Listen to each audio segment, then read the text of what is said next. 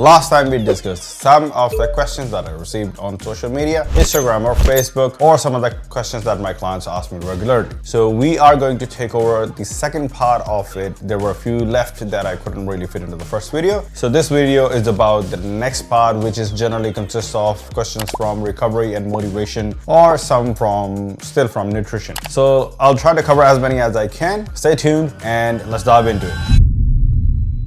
Hello, my name is Rashpal and welcome to Strongest in the Bloodline. Today, we are going to discuss question and answers that generally goes between a coach and a client. Right, just straight from the DM. Why am I always tired even though I am training? Well, this is a good question. A couple of reasons for it. One, your nutrition is not really there. You're not eating enough protein, or you're just generally not eating enough food that can complement your training plus your daily life stress. A lot of time people have very stressful life. The stress, as I said, stress can't only be physical, it can also be mental, emotional, and that stress add on to how fast your body recovers or how your body responds to the workout that you have done. So make sure you give yourself enough calories, make sure you have enough protein in your diet, make sure you're not lacking some of the basic minerals or vitamins. What I have came across, people usually say when they're like, I feel tired even though I train and I'm eating right. One, they are dehydrated, they're not eating or they're not drinking enough water, or they don't have enough electrolytes throughout the day as they train or as they work. Or second, generally they could be low in iron, and that can be a very big contributor for not feeling enough energy or motivated, or just generally feeling lethargic and tired throughout the day. That's generally very common in women, especially South Asian women. We have seen multiple times low iron, they always feel tired, they always feel lethargic, and when they go do the blood test, that's one of the reasons. So I would recommend talk to your doctor and get the blood test written and go do the blood test. You will have a better report, better answer to the question that you just asked, why do I feel tired even though I train? The way, again, cover your nutrition, cover your sleep, lower your stress, and then get your blood work done. You'll have a better answer to it. Is it okay to train through soreness or DOMS? I believe we touched a bit part of it last time. Yes, it's okay to train through soreness, but what I would generally do, let's say if I train chest on Monday, the International Chest Day, and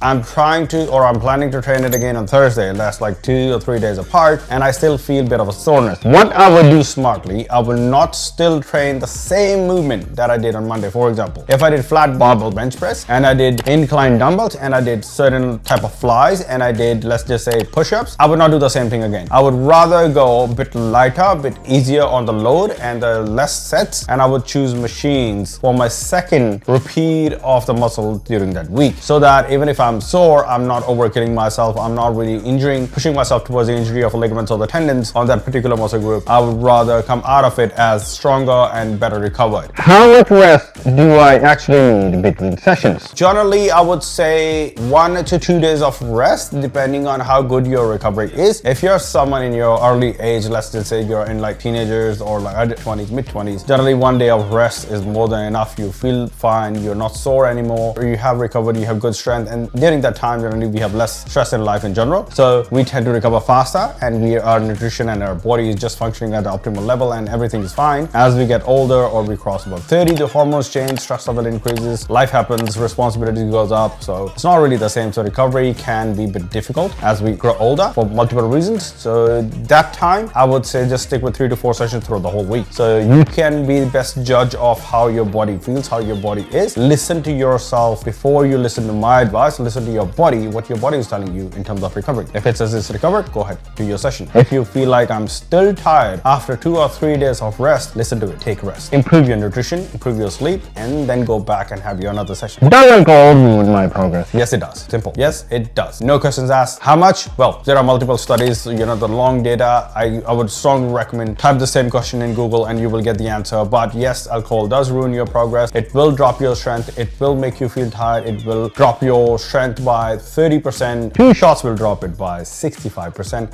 That's the data, study data. So trust me, it does make massive difference if you have consumed alcohol and next day you go and try training. Not the same. So I would not recommend it. Do I need protein powder, creatine? Yes, I wouldn't say it's a go-to thing, or I wouldn't say everybody should take it, but it's highly recommended. If you are going to gym and you are physically engaged into a sport where you physically gets tired, and you are, let's say you are playing some sort of sport, you're running, you're jogging, you're doing marathons, you are lifting weights, you are doing anything like physically, protein powder is there to supplement the requirement of your protein intake. If you are required to have 120, 130 grams of protein a day, and you can meet that requirement up to 90 or 80 grams or 100 grams through the food, but you're still lacking that 20 grams for whatever reason, okay? You can add that 1 scoop of protein powder and meet 120 grams of protein. That's where the protein powder comes in. Protein powders are not the primary source of protein. A lot of vegetarians make this mistake. They take 4 or 5 scoops of protein powder and they try to meet their requirement of 200 grams or whatever grams of protein that they've been told that they need to take, and they're trying to push through so much of powder in your body to meet up that requirement. That's going to damage your